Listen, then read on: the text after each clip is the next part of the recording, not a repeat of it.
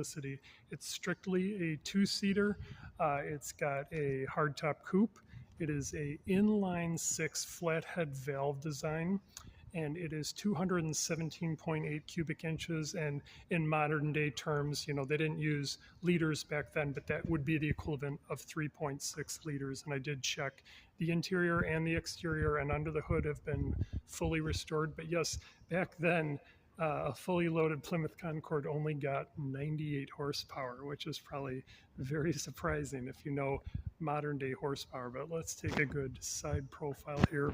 And the name Plymouth is actually the first European settlement, or one of the first European settlements of the United States. And then Concord was one of the peripheral cities, one of the first cities of Plymouth, Massachusetts. So that is sort of the history of why they use this name. And then one thing, if you know, kind of Chrysler, they came back out with the Concorde, the Chrysler Concorde, but with an E on the end. That's not the original way it was supposed to be spelled, but definitely nothing like the original 1951. And then another thing, similar to how a lot of vehicles had governors for like how much fuel usage in the 70s and 80s during the oil shortage, there was actually a metal shortage in post-World War II. So this had a different problem.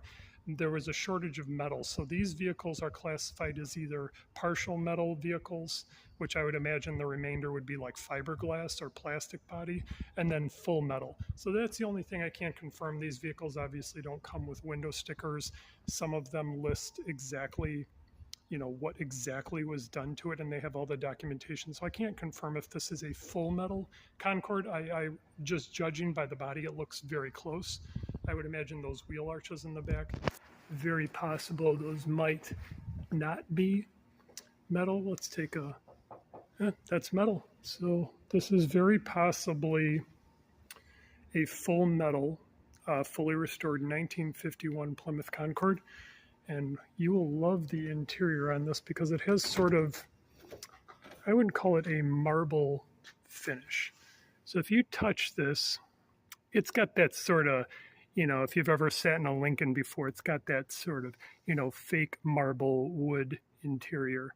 And then actually, it's got a little fan here. This is pretty cool. I just saw that. And then it's got an ivory steering wheel. And then the cool thing they did, they put a modern, looks like they put a modern Kenwood CD player in there. So they probably park this at the summer